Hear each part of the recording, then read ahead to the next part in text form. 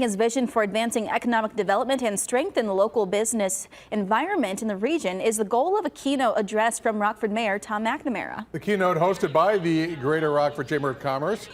brought together business professionals, entrepreneurs, and community stakeholders to hear about different initiatives and opportunities they can take advantage of. McNamara says while a lot of existing efforts to stimulate economic growth in the region will continue, he says it's important not to stagnate and keep the region's interests top of mind. When we look at what is taking place at both the state and the federal level, we need to be vigilant and be aware of what is taking place and how at times we need to be advocating for